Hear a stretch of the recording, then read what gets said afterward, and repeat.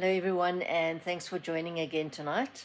Welcome to the new listeners to this vlog. As a small explanation, on a weekly basis, I nominate South African individuals, organization who are deserving to be called Cupcake of the Week. Normally, also, I have the prize, which is a nice big fat cupcake here from Checkers, no least. But tonight's cupcake just disappeared. Somebody ate it, I believe. Will have to be investigated. So tonight we only have a virtual cupcake right there. Okay, let's get started.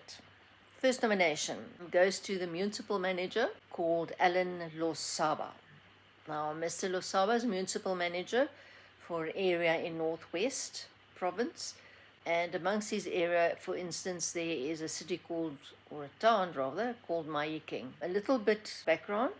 April 2019, the Audit Act was enlarged to give the Auditor General power to try and recoup irregular expenditure from government departments as well as municipalities. And yes, kudos to our Auditor General, Tsakani Maluleke. She's done the first one. She issued a certificate of debt to the municipal manager for irregular expenditure concerning water tanker services. It seems that the company supplying the water tankers claimed far more kilometers that they actually had incurred, and obviously was paid more money therefore. More money, 4.5 million, a fair amount of money. And Mr. Alan Losaba is now, and his personal capacity, liable for this 4.5 million. Yes, the Act allows for the money if it cannot be recouped, and he had time to try and recoup it. If it can't be recouped, then he's personally liable for it. There's obviously a long way still to go, but the fact that somebody has got the gumption, thank you, ma'am, for taking the bull by horn and doing the first one. So, yes, Mr. Alan Losaba, you are our first nomination here today for Cupcake of the Week. Watch the space, I'll keep you updated. The second nomination goes to a gentleman by the name of Cedric Nkabande. What can one say? I think just gentlemen would put tomatoes in a fruit salad. He was this week in front of the parliament to testify as to what has happened over the last couple of years and months and weeks concerning corruption in the police. Mr. Nkabane is actually the chief whip to the Minister of Police, Mr. Nkunu, who is now on special leave, and he answered questions in Parliament from the parliamentarians. Two things that I would like to highlight. I mean, obviously a lot was said, but the first one was, to everybody's mirth, except I didn't quite catch the humor, but to everybody's mirth, he was adamant to prove that he was such a good friend with Julius Mkhwanazi. Now, just Julius Mkhwanazi is not Nhlanhla Mkhwanazi. Julius is the bad one and Nhlanhla is the good one, allegedly. But he made all sorts of funny claims that we had boys' trips together and we were such good friends. At least he was being honest, saying that he's friends with what we as the public would assumed to be somebody rather dubious, allegedly. That was the first one that struck me very strangely. Second one was, he was queried about certain dates in his testimony. Now just bear in mind, it's sworn testimony.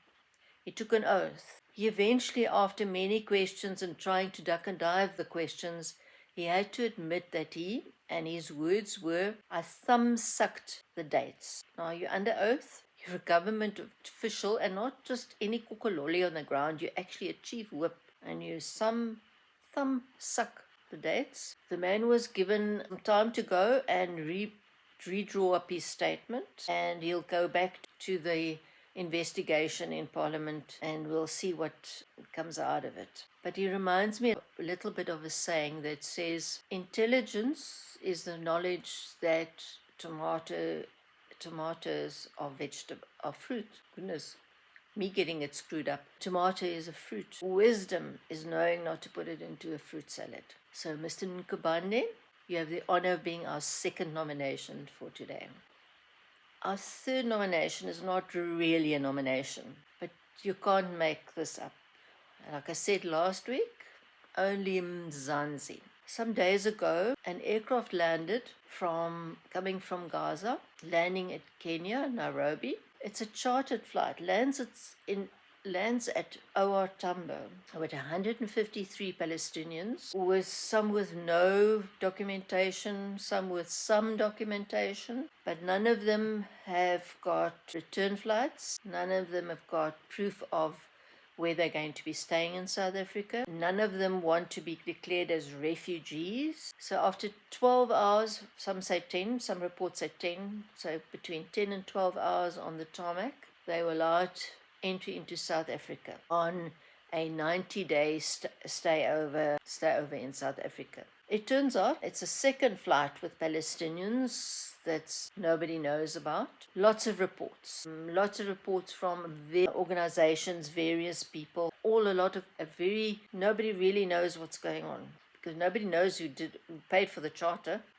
If you're interested, and if I manage to do it technically, I'll put all the information here. There's a YouTuber, South African YouTuber it works under Morning Shot, who kind of managed to summarize it quite succinctly. So I go and I believe what he says, from trying to piece together from all the different sources, try and get to the truth of it. But Morning Shot, well worth listening to a summary of it. What bothers me a little bit, as we all know, in Britain at the moment, especially in summer, the little dinghy boats come from France in their droves, landing in Britain with a lot of refugees. And let me say refugees, all young men, no families, wanting housing, food. The British government even gives them cell phones, medical care. They put up for free, and Britain is changing. And depending how you look at it, not always for the better. Now, these dinghies or blow-up boats arriving in Britain, these two flights arriving in South Africa, reminds me a little bit of that scenario. And it's a bit worrying because I certainly don't want to wear a burqa. South Africa has always been conservative Christian communities, majority. A lot of other religions, and good for them. Everybody has a right to practice their own religion. But the majority of South Africans are Christian, and there's just a little bit of a worry. So not really a nomination, but I couldn't help but include it this week. But the nomination for cupcake, the fourth nomination, has to go to the person who ate the cupcake. So cupcake of this week is moi. That's it. Cupcake of this week. We'll see you next week. If you like and you enjoyed what I did, please click the like button and subscribe. Yes, and I'll see you next week for Cupcake of the Week.